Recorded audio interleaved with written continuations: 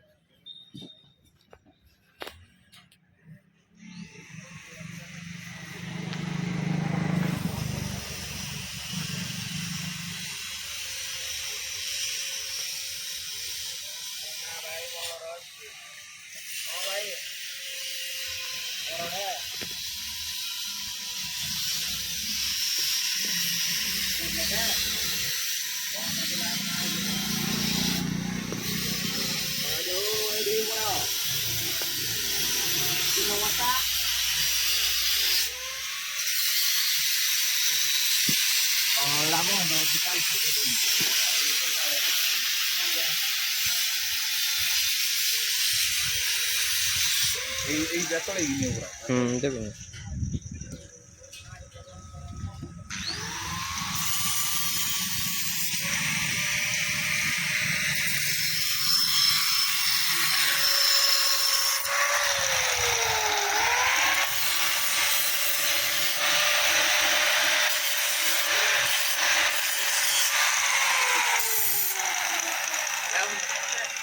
আপনি